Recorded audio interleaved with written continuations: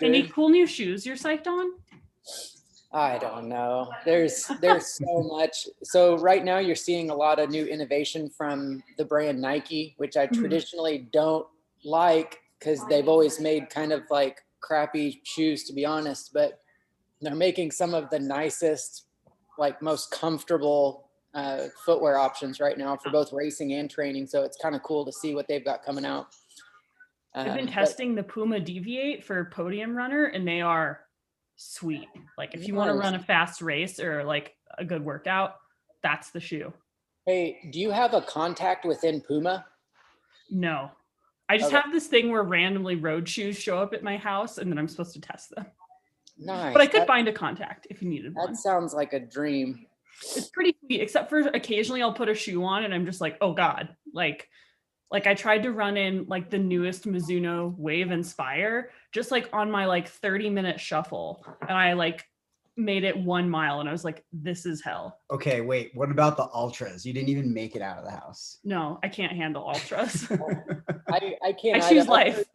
I've heard that like people that switch to ultra, they get used to that really awesomely like wide toe box, and then they can't get used to anything else. So it's like once you go ultra, you just have to understand that you're just gotta go ultra from then on. Yeah. Well, I have like Ultra- super narrow, long feet. So like having additional toe box just means that my feet like slide forward and jam into the front of the shoe rather than like I don't need that. Like I have very, I don't know, like I like a narrow shoe. I've been really loving the New Balance 1080s. It's like kind of a grandpa shoe, which I really, really love. But they're just so great. Ultra is just like I put them on, like I was like really like I'm gonna go try to do my job and like wear these shoes. Like I don't have to go far. I'm definitely not going fast. And I like put one on my foot and I was like, can't do it. Dude, aside from the Olympus this year, like I feel like they ruined all their shoes. Like I used to be a diehard ultra runner, and everything is just so different and not comfortable. Aside That's a from the lot of Olympus. that's like a lot of the feedback that we've gotten from other testers who have a more nuanced view of this footwear. Yeah. But yeah, that and like I tried to wear some on running shoes and it just felt like I had like cinder blocks on my feet and like my feet like immediately fell asleep. And like I do not have picky feet. Like I've got pretty normal feet, but I don't know. There's a couple shoes out there. I'm just like, the hell? How do you run in this? That's how I felt. Oh, I was going to say, that's how I felt when I got the catalog for Hoka. The new shoes that they've come out, it's like they've got this little doohickey on the back end of the shoe. And I'm like, what is that? Yeah, they're making, it's funny because like, that? So there's like the Clifton for heel strikers, which is hilarious because like, as if anyone who's a midfoot striker was like already like that hyped on the Clifton anyway. And then there's the 10-9, which is, I say this with all kindness towards my podcast sponsor, the dumbest shoe ever created. It's just like an insane amount of surface area and it's just for downhill running, which is like, so I wrote a review of it for Trail Runner that they were not like amped on because I just thought it was such a funny and ridiculous shoe. It's like if you, so like to go downhill, you have to go uphill and these shoes kind of suck for that. But they are great on the downhill. The downhill specific shoe. It's a downhill specific shoe. Although if they got into just downhilling only events, I would be like the first person to sign up for that. Oh my God. My knees hurt like thinking about it. Everything hurts. It's like making, I think I compared it to like, if you the only pair of skis you could own were fat skis and you loved touring. Just kind of is like not that great. Yeah, if you just loved like 3-hour climbs. Yeah. If you were like, I just want maximum surface area from my shoe. And like and it's so funny. Like when they literally send you the box, it comes with like a piece of paper on top of the box, like in the postage thing that literally says like, don't wear these shoes while driving. Don't wear these shoes while walking up and down stairs. It's so ridiculous. Whoa. Yeah. That's nuts. I'm like, this is not a versatile, like, I guess I would love to get to the level of affluence where I'm like, yes, $160 is the correct amount to spend on shoes that I literally can't safely drive in. That's a different tax bracket than I currently inhabit. Yeah, I think most Americans don't Yeah. inhabit that tax Yeah. bracket. If you own the 10-9, you're not getting a stimulus check. Or you could just spend your stimulus check on More 10-9s. more 10-9s. Stimulate the downhill economy. That's so funny. Oh my God. Yeah, where we live, it's all about the uphill economy. Mhm. So that's like the funniest thing I've ever heard. Yeah. It's Well, like we a already legit have thing. a downhill economy. The whole Right. economy is a downhill economy. I know, but they're trying to build the uphill economy, Yeah. which is The joke. So Aspen, hilarious. as the climate becomes increasingly unstable, they're investing all this money into infrastructure that's like less dependent on downhill skiing and encourages more people to ski uphill, to trail run, to mountain bike, and do things like that. The joke is for people that actually live in the area that the economy has always been uphill because everyone that can't afford to live in Aspen lives downhill from Aspen and has to commute uphill. Yeah. So Should we get into some questions? let's get into some questions. Oh, hold on. CT has a comment. Downhill is always a positive. Yeah, for me too. I just like relish the downhills. I'm just like, when I'm on the climb, all I'm thinking about is just getting to that downhill. Yeah. Whenever I run downhill, I'm just like, oh my God. I feel like I'm just so nervous about like busting up my face or my teeth. Ugh. Oh God. You should wear a helmet when you do. I've thought about it. Like there's occasionally times where I'm running downhill and like I think about the guys that go do like intense like enduro downhill racing and I'm like, I understand why elbow pads exist. Yeah. But I've never seen you fall on a downhill. That's not true. Like literally our first ever run together up to Cathedral Lake, I broke my hand. You did? Yeah. I forgot. Yeah. You did? Second time we hung out ever. That was on the uphill. No, it was on the downhill. I didn't fall. I can't fall that hard going uphill. I do remember you fell. It was before that switch. I remember. Yep. Ooh, that's a technical spot. Broke my hand. That's funny, Yeah. Drew. Thanks.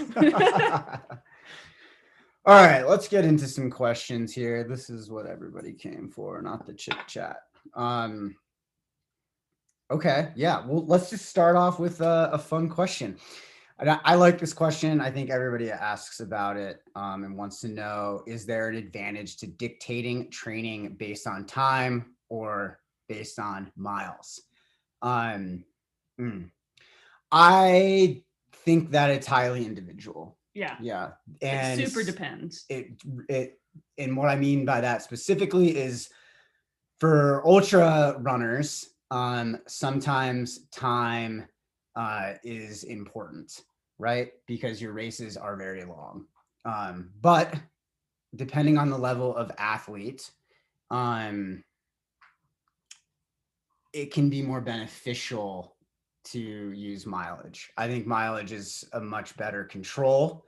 But when you're thinking about time in terms of training, obviously when you're training for long events, you need to accumulate a lot of time on feet to prepare. And you need to accumulate specific distances as well, right? Mm-hmm. Like just because you've done a 6-hour run, if you only went 15 miles, you are not ready for a 50K at that point. Like you have to, like, I always think about like what the long-term goal is. So like if I'm programming someone by time, it usually means I'm trying to control the volume in a really specific way. And I don't want them out there just endlessly running. Sorry, Bowie's in a very chewy phase.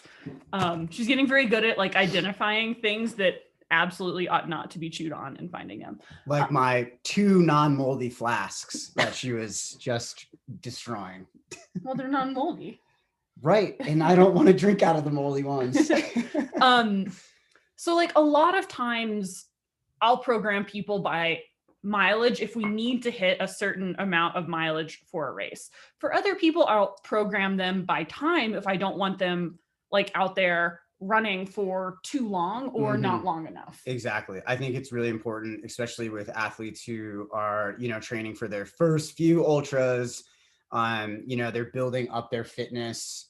And when we're looking at like 20 milers and longer long runs, being able to dictate those runs in time, because we don't necessarily want an athlete out doing a 10-hour run to accomplish a 20-miler or a 6 or an 8-hour run. You know, those efforts should be used really sparingly, because of how much concentrated stress there is on those days.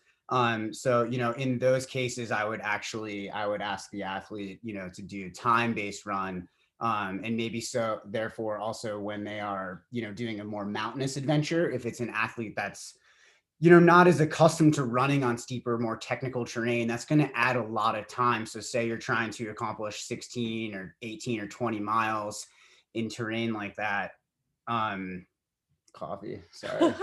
Yeah, it can just take a much longer time, and we really don't want necessarily the athlete to be out there for that long. I'd actually rather the athlete build up the time on feet over an extended training block rather than just a few concentrated runs. That's a lot riskier for injury. But, you know, I prefer to train my athletes through miles. I think for me, I feel better about that, just because that's kind of my coaching preference. I it's think easier to control. I train like half and half. Right. I know you have a slightly different approach, which is really cool. Which depends on the athlete. Like, or for busy athletes, like I'll have a lot of newer athletes trained by time, because like if you're running miles at a certain pace, like I don't need you to like spend most of your day running 3 miles. It's just more beneficial to spend less time doing more quality miles than like out there running very slowly for a very long time. And that's just like not very pleasant or fun training either. Or for like really busy people, you know, like it feels sometimes a lot more accomplishable to do a 50-minute run as opposed to a 5-mile run. Yeah, for busier athletes, especially when you're kind of like thinking about penciling in your runs into your schedule, like you do meetings and things like that, knowing exactly how long you need to be out there is really beneficial. So I think the time-based training works great under those circumstances. Or I'll do it for people who need to learn to slow down, because a lot of times, sometimes you'll tell an athlete to run 5 miles and they're like, excellent, 5-mile time trial every day. Then I'll tell them to run for 50 minutes and they'll learn that the goal is not to race 5 miles. It is to spend 50 minutes running slowly. Yeah. And that can help people embrace easier efforts. Yeah, I would agree. Drew, what's your perspective with kind of more road running, marathoning? No, that makes sense. So like you, TJ, I'm more of a miles-based person, both like personally with my own training, but then with my athletes training for marathon below. Mileage to me is just the way to go. Referencing what Zoe said with having a little bit more control over, I guess, the plan, where if someone's running slow one day, that could be 10-minute pace, or if they're running fast one day, that could be 7-minute pace. And so the variance of mileage can be greatly altered depending on pace, really. So miles, again, definitely the way to go, I think, for marathon or below. But not to take away from what Zoe said with busier athletes or just not having that time. I find myself from sometimes when my little girl, Brady, who's almost 2 years old, is just not happy in the morning. She starts cutting into my run time, which is fine. So I go out between, dropping her off at school and then having to go to like work. I'll say, okay, well, I've got 30 minutes. Like, what can I do in 30 minutes? It doesn't even matter. Let's just do 30 minutes instead of like, man, I don't know if I've got time to run 5 miles today, and then trying to like bust ass trying to get it done. So, but regardless, marathoning and below, definitely, I think mileage is the way to go. Yeah, I find, again, like it totally depends on the individual, the athlete goals. But I find some of the advantages of time-based training are sometimes 1 mile can feel scary, but 10 minutes rarely feels as scary, because that takes a lot of pressure off in some ways. So if you ever feel pressured by training, you can talk with your coach about maybe mixing in some more time-based training. Again, provided that you don't need to really hit some specific mileage related volume for a specific race. But it just like depends on a lot of things. And there's no right or wrong way. For some athletes, I've given them time-based training blocks in the context of mileage-based training overall. So it kind of fluctuates depending on what's going on in your life as well. Oh yeah. And I think sometimes for athletes who are too accustomed, so like there's huge advantages to doing a lot of your runs on flat, easy surfaces, because when you remove all the variables of the trail, you're able to really hone in on the biomechanical side of running, which is great for neuromuscular adaptation. But when those athletes get used to running, you know, their 8-mile run in an hour and 7 minutes, and they're, I guess I'll speak for myself, and they're like, you just start to really understand how long you're out there at easy effort doing your runs. And then you try to transition over to the trails. Adding in that additional time can be very difficult mentally, because even if you're out there for 20, 30 extra minutes because of all the climbing and the technicality of the trails, that can be really tough. So sometimes, you know, with athletes who are very accustomed to running on the road, they like flat surfaces, but they have trail racing ambitions, you know, I'll switch things over to time-based, or I will add cues on the in the training log, like run this over hilly terrain, run this on trails, with the purpose of knowing that that ups your time on feet and will kind of get you out of that, like clicking the miles, just 1 mile after another, ticking them off, to get out of that mindset and to be a little bit more patient. Because when you make that transition, especially now, I mean, in Colorado and in other parts of the West, we're starting to see some semblance of spring out there, and like low down, you might be able to get on some trails, especially if you live in the Front Range. You know, thinking about transitioning over, you're going to be adding a lot of time onto your feet when you make it back onto the trails. So just kind of being more patient and making that gradual transition. I really like mileage goals sometimes for me. And that's kind of something that I constantly work through. Kylie trains entirely on time. Yeah. She's a freaking beast. I know. I mean, it can work really well for people. Yeah. But for me in my schedule, I like knocking out that 20 miler. I like knocking out that 15 miler. I know how that works for me in the context of my own training and my goals. So sometimes I'm very comfortable training athletes in that way, because I have a strong familiarity with it. Mm-hmm. Yeah, I think another thing is that typically we really don't want athletes doing easy, like Tuesday, Thursday runs that exceed an hour and a half. That to me becomes entirely too much volume. Even if like they're only doing 6 or 8 miles, there become like glycogen issues. Like if you're essentially making normal weekday runs become, I classify anything that takes Over longer than 90 minutes as a long run. Mm-hmm. So for athletes who, you know, their pace is such that a 6 to 8 mile run might exceed an hour and a half, that's when I'll put a time limit on it and be like, let's really try to keep this an hour and 20 and below. Yeah. I think that's a good segue, Zoe, into our second question. I'm actually going to shoot this right to Drew first, because I feel like we always answer first, and then Drew has to like come in and like, you know, like think of something novel to say, but he is the perfect person to answer this, and then we'll play backup. I've heard other runners use the term garbage miles, and I've had other runners give me advice like you should spend time cross training or lifting weights instead of running garbage miles. Do you know what people mean when they use this term? What would actually be classified as a garbage miles run? I feel like all the runs I do are purposeful and helpful, especially now since I have a coach.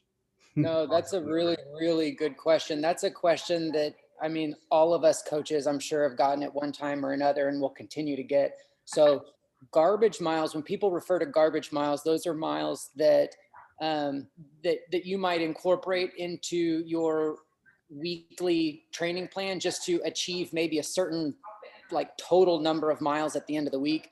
Where if I want to run 70 miles a week and then I find out like after 6 days I'm at 65 miles and the 7th day is supposed to be my rest day, I'll be like, well, I need another 5 miles, so I'll just go slog through this last 5 miles. And those would be termed garbage miles. They have no purpose. They aren't helpful, quote unquote, but that's what it is. My personal opinion on garbage miles is that I really don't like the term. I don't think that garbage miles like that kind of thing shouldn't exist. It's kind of like fake news. Like news is real. Like it can't be fake. But like I can't. Alternative miles. Exactly. I can't get down with the garbage miles term. Everything your coaches have you do is with purpose. Like we spend so much time planning and preparing your schedules, more time than we probably care to admit, to make sure that everything has a plan and a purpose for our long-term success and long-term goals. There is no such thing for any of y'all as like garbage miles. But that's my opinion. I don't know if that's helpful or not. That was very helpful. Yeah. I think if you feel like you're slipping into miles that feel like garbage miles, You need to you rest. should rest. You should not cross train instead. This is like if you feel tired to the point where your mileage feels unproductive, the worst thing you can do is say, well, great, I'm going to go hard on the assault bike or go lift a bunch of heavy weights to feel good about myself in the garage. What you need to do is to rest. I would say the only garbage miles are miles where your effort doesn't match the output. Like those days where like maybe your effort's really, really high and that feels really bad and you're like, you can't run easy enough because that can indicate there's some like issues going on. And so running in that state, I would say, is counterproductive. And that to me would be a garbage mile. But that just indicates that you really need to rest and that you need to take a step, like some calculated steps back in training. Definitely don't cross train instead of running garbage miles, because then you're just doing garbage cross training or doing garbage weightlifting. You need to rest. Like for training to be productive, it needs to feel pretty good most of the time. And so if you're ever running miles that feel additionally laborious, do not punish yourself with cross training or weightlifting. Reward yourself with rest and respect how you feel. And yeah, just make sure there's purpose behind all your miles. And if they ever start to feel like they're undermining the intent of your training, rest is always a good option. Rest is always productive in the context of training. Yeah, I would agree. Kristen, did you want to add to this one? Oh, I'm on mute. Yeah, I think, man, I agree with everything that Drew says, all the time, but especially this time.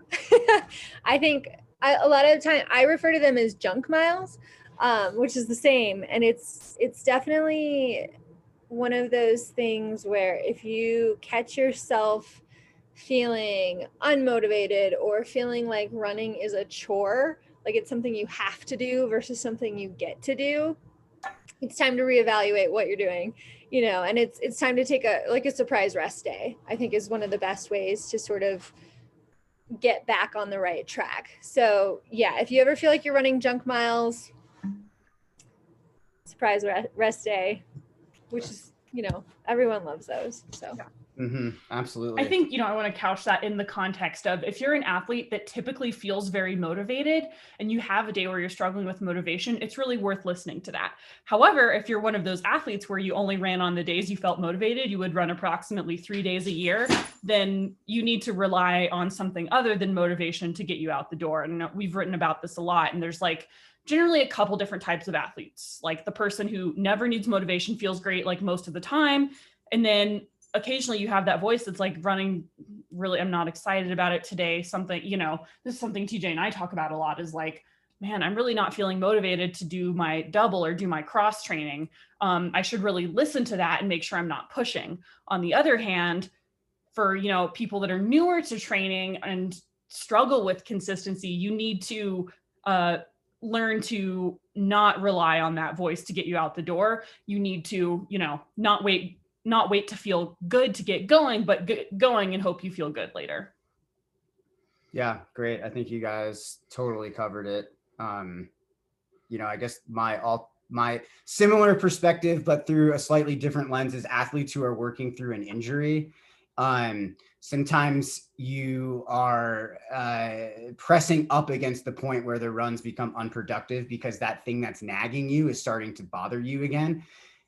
That's the point in which you need to stop your run and walk home. Mm-hmm. I would consider those to be junk or garbage miles as well, where you're running and you feel good, and then all of a sudden that thing is starting to bother you again.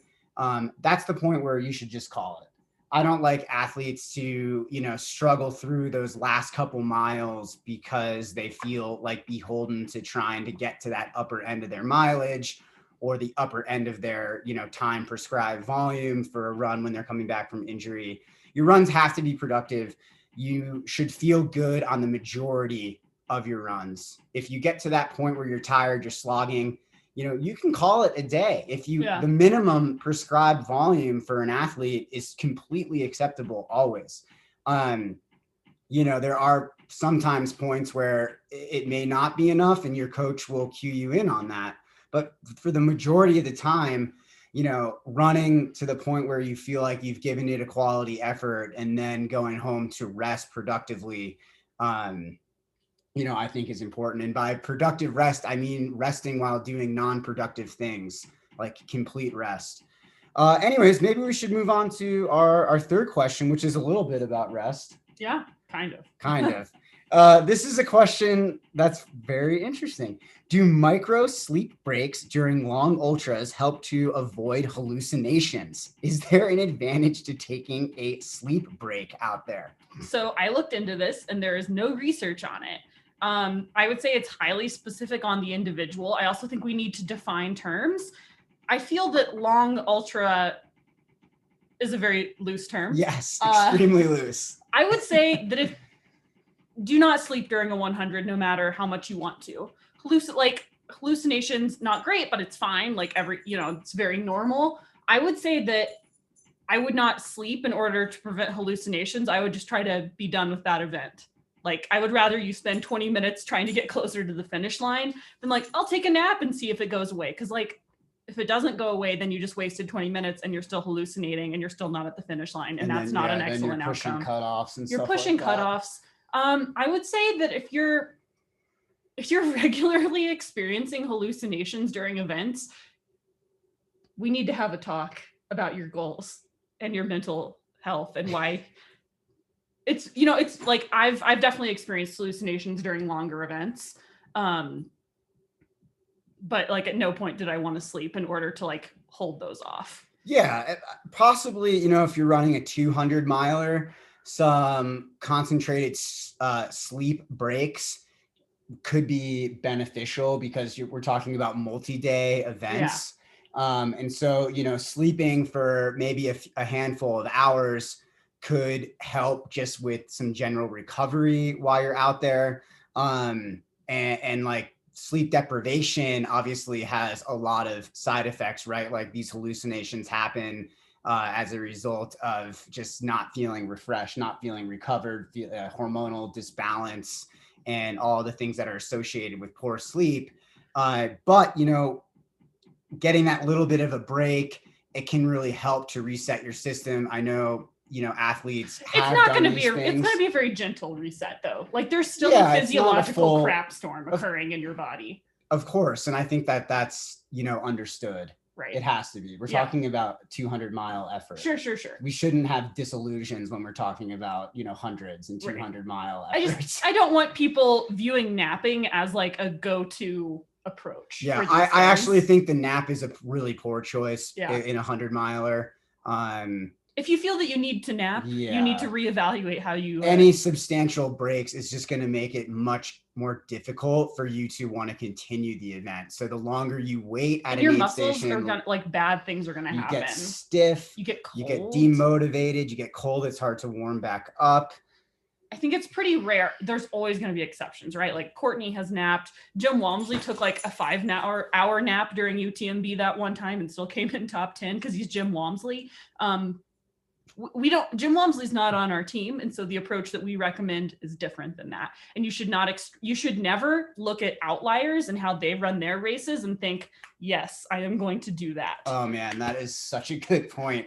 Don't take into account Courtney Dauwalter's tactics, Jim Walmsley's tactics, Kilian Jornet's tactics. We believe in you and you are all incredible athletes, but you are also not Kilian, you are not Jim Walmsley, and you are not Courtney, and we are going to race and train accordingly. Yeah, I agree. I think the nap can have some pitfalls that we want to avoid. And Pete says, what if you are at the point of sleepwalking and following your pacer like a zombie? I would say you're just describing the final stages of an ultra and you need to put your big runner pants on and you need to keep walking.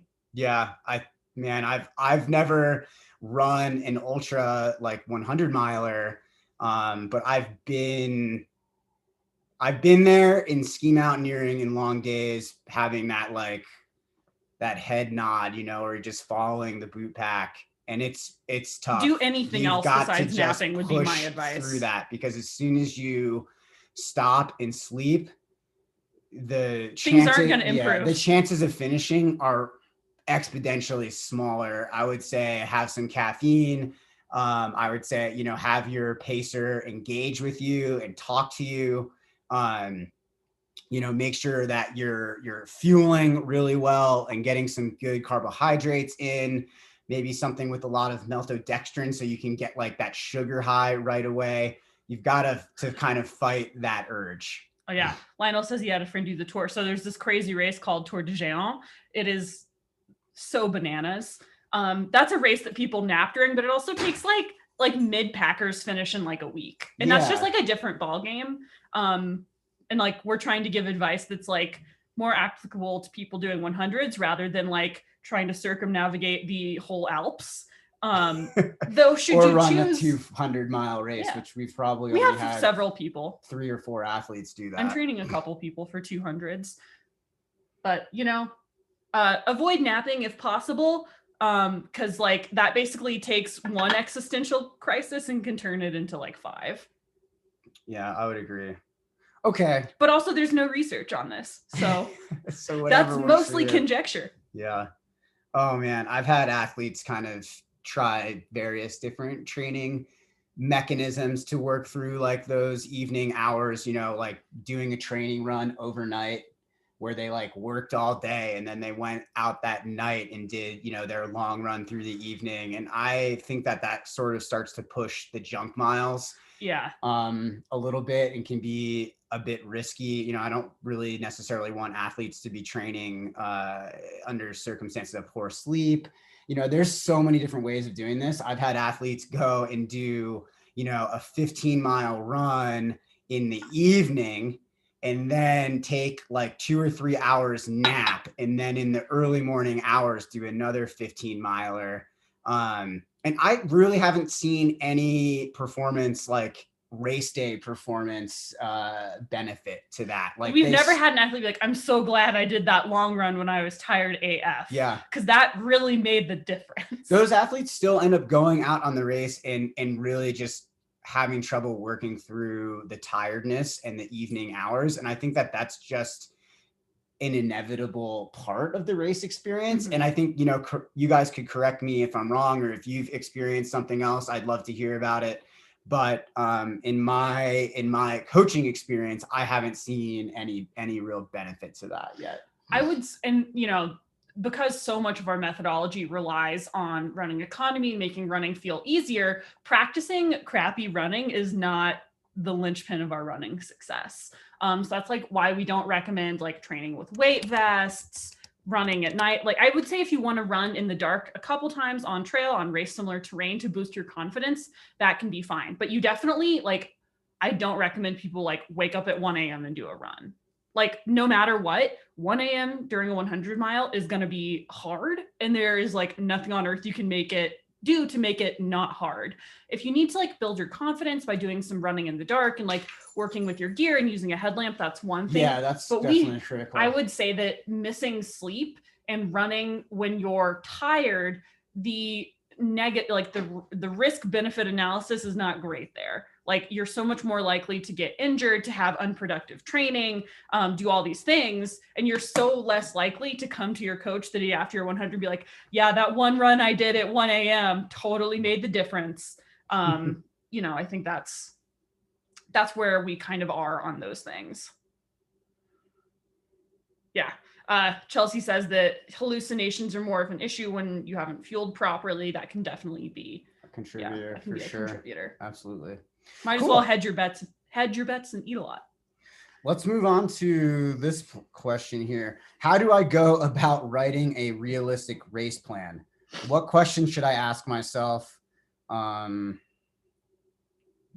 Okay. Let's just leave it there because there's kind of a lot of other. I would love to hear you start with this one. Because I feel like you're really helpful when I write my race Yeah, I plans. think depending on the race and the distance, you know, the way to look at this is through the lens of long run experience. You know, how fast were you running your long runs, and taking that information and applying it to the race. Now that's specifically through an ultra running kind of lens. So, you know, 50K and above, right? If we're talking about marathon running, you've got a marathon pace goal, you know how fast you have to run each split, and it's very cut and dry. But easy it's very easy planning. You run the pace that you've been training to run. But when you're running an ultra and there's a lot of climbing and things like that, and you have to like coordinate with a crew, and you have to factor in aid stations and environmental conditions and night, and like when you might want your headlamp, when you might want to not carry a headlamp. Yeah, I think it gets complicated. It does. And I think it's important, again, like I primarily for myself and for athletes, I tell them to cue into their long run efforts. Ideally in like the 8 to 12 weeks before your event, you're kind of doing your long runs over terrain that's similar to your race. If you're doing your due diligence as an athlete, you're doing that because it's important to be prepared for, you know, your race specifics.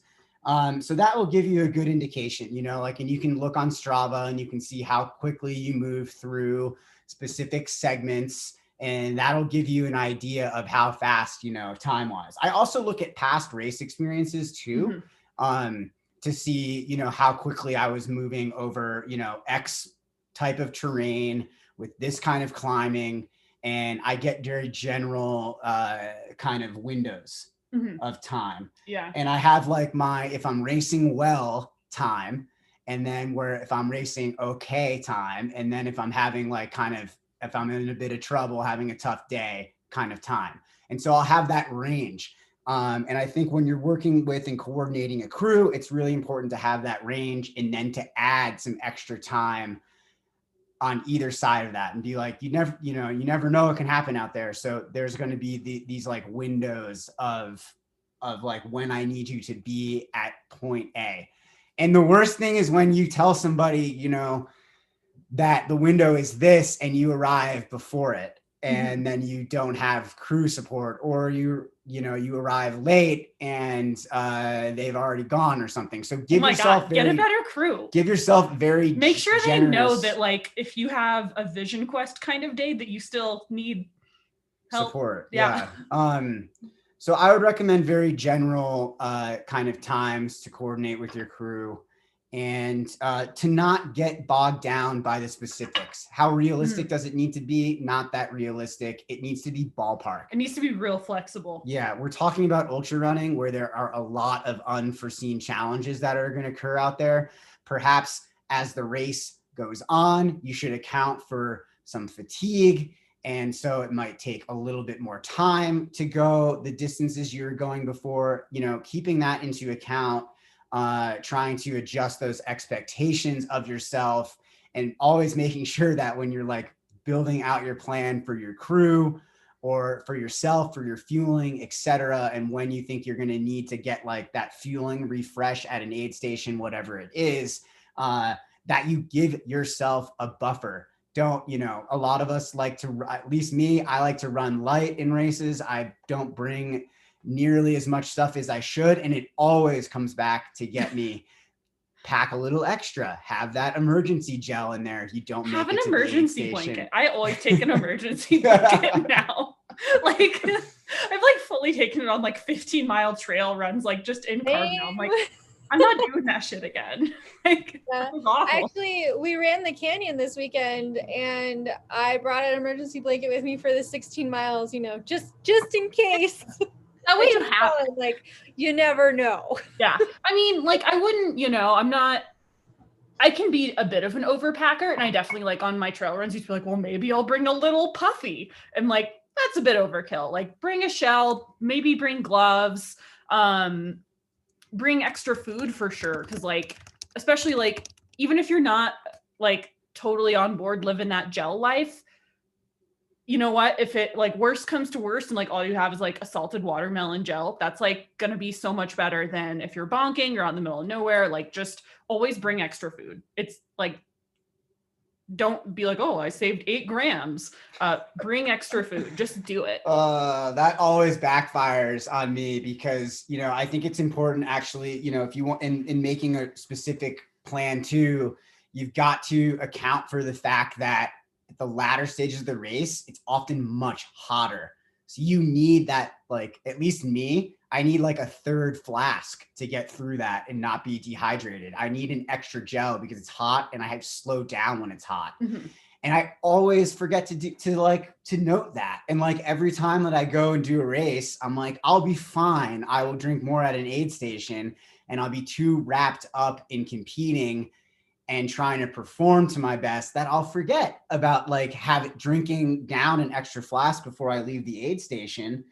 And it's gotten worse in times of COVID because the aid stations are crowded and everyone's taking their time. It's like something out of The Walking Dead. People are like, they're just like chilling. Yeah. Like, and you're like, well, I'm trying to race here. And I also don't want to touch anyone. Yeah. So I think, again, like, don't get wrapped up too much in the specifics. Be prepared. Know you're going to slow down in the later stages of the race, either due to fatigue or environmental. Don't ask your coach to do this for you. We've said it a million times and I get asked like at least once every week for me to do their race plan. It's not our job. And we can't, like, it's not because we don't want to. I love bossing people around. Like, this is why I do this job. I would love to tell you what to do. I just know that I cannot accurately do that. Because like, if we tell you one thing and like, maybe you end up feeling like you can go faster, then like we sold you short and we've like limited your progress. Or if we tell you to do one thing and you're not able to achieve that pace, then you're going to feel terrible about yourself and you're going to run even slower. And it's going to be a moment of psychological breakdown. And so like, we aren't going to do that for you. We do have on our website a blog post about formulating a race plan. And I have a link to an Excel spreadsheet that I used for for my 100K planning. That's just like a base if you are looking for like specifically like how to just plan things out. Yeah, totally. Drew, I don't know if you want to chime in a little bit from the marathoning perspective on this. Like as it pertains to a realistic marathon plan or road running plan. Oh, yeah. Sorry, we kind of segued there. And I was like, what were we talking about originally? Yes. We do that. The marathon planning, kind of like you said, TJ, it's really, really basic. The whole time you're training for a marathon, you're training for a very specific pace. The only time you would deviate from that pace that you're planning on running is if you're running a course that has a significant number of elevation gain or loss. Obviously, if there's a marathon, say like Boston Marathon, you know that miles like 19 through 23, you're going to have like 3-4 climbs in it. And you know you're going to be tired. I know a lot of times people, myself included, will try to bank maybe like 3 to 4 seconds per mile up front so that you understand that you're going to slow down maybe 15, 20 seconds a mile, those 3 miles or whatever towards the end of the race. But you get in trouble whenever you start to deviate from your original plan. Like, man, I'm on mile 8 and I feel great. I'm going to drop it down 15, 20 seconds a mile. It's like everyone feels great at mile 8 of a friggin' marathon. Everyone does. That's not when the race starts. The race starts at the end. And to set yourself up for success at the end of a race, really, regardless of the distance, you have to, be smart at the beginning. You have to stick to your plan. Yeah. I think adding to that, I know that having run and chatted with Claire Gallagher a couple of times, like she is always so animated about how regardless of what distance you're running, it's basically a fueling contest, like who can fuel the best. And then, the last section of the race, whether it's for the marathon, you're not going to start racing at mile 8 unless might be different because it's a marathon, but you're not going to start racing at mile 8 of a 100-miler.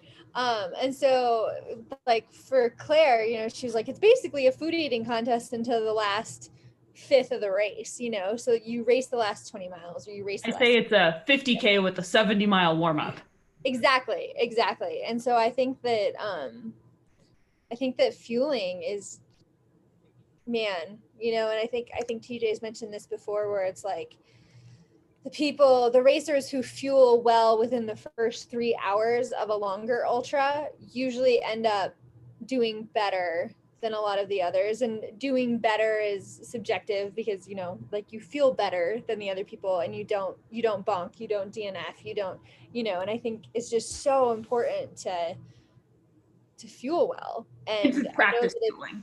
Practicing fueling, and I think for me it was one of the more difficult aspects of getting into ultra running, was really nailing the fueling. But once you kind of get used to eating while running and breathing at the same time, like it's hard, but you got to do it, you know. Start with walking and chewing gum, and then scale up from there. Yeah, that's so vital. I think that perspective, Kristen, is so important. You know, writing your race specific plan and making sure it's realistic just has to include plenty of you know, specifics about, you know, food, when you're eating, what it is, continuing to refine your plan over time based on past experiences.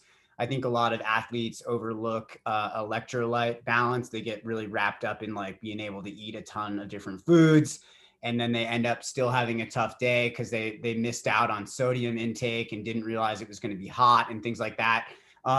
So yeah, I know we've talked about this stuff previously, so I don't want to spend too much time with it and move in. I want to move on to another question, but yeah, I think that you can't write a race specific plan that doesn't include your nutrition as well. So yeah, thanks, Kristen. That's awesome. All right, number 5, probably our last question of the day. What do you coaches do to process your own training? Do you have a post-run routine that helps you take away what you need to while leaving the stuff you don't need behind? How do you move on from a bad run? Let's start with Drew on this. He had some really good insights. Yeah, no, this is a really, really good question, because it's literally something that all of us are going to use every day that we run or don't run. The idea, well, the question specifically asked about what we do as coaches to process training. I like to give myself a little bit of time after each run to stretch and foam roll and do my plyometrics and all that kind of stuff. And during that time, that's when I've uploaded my run to Strava, because, you know, Strava is king. It's the time that I use to think about like look at the metrics, look at my pace, distance, elevation gain, heart rate, look at everything that I'm interested in, and take that, you know, 10 minutes to like think about it, and then it's over. And then immediately after I'm done with my stretching session or whatever, and I jump in the car to head back to wherever, the run is over. I try not to think about it anymore, whether it's good or bad, and just kind of prepare my body for the next run. Like, I think a lot of people get caught up on when they go for a run, say they have a bad run. They're like, well, now I have to recover from this bad run. It's going to take me so long to recover. I would challenge everyone to kind of diminish that thinking and think more of you're not recovering from a run. You're preparing your body for the next run. It's just a little bit more positive way of looking at it. And that's kind of always helped me with bad runs specifically. I can't encourage y'all enough to just, it doesn't matter. What's in the past is in the past. It doesn't mean you're going to have to change the next run. It's just you as best as you can compartmentalize, throw it out the door, and just never think about it again, because tomorrow's a new day, and get yourself ready for that new day. Yeah, that compartmentalization is absolutely critical. And I think that comes with a lot of experience and time doing these things, but it's something that every athlete can obtain. Kristen, did you have a perspective on this? Yeah, I mean, I agree with everything Drew said. I think the sooner you can let it go, the better. And I think this kind of ties back into a lot of the conversations that we've had previously, where it's like, running is not the only thing in your life. You are not just a runner, and how you identify is really important, because if you have a bad run or a bad race, like that could just shatter your identity, right? So I think it's important to keep things in perspective, and bad runs happen to everyone, you know? Yeah, it's that perspective is fundamental.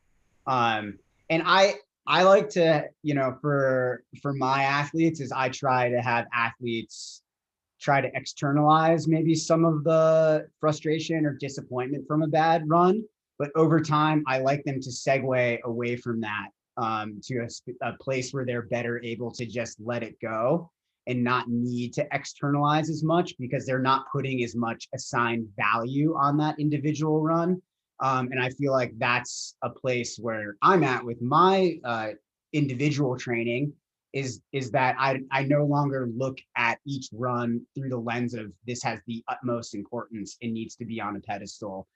So if I don't execute my intervals as well as I could, or I don't feel as great as I had hoped, I don't feel the need to externalize that anymore because it doesn't bother me. And that is the product of mindfulness training. That's the product of a lot of hard work and time and experience. But being able to let that go is really important. Being able to keep, healthy boundaries and around your running, the way you compartmentalize things and you identify with your training.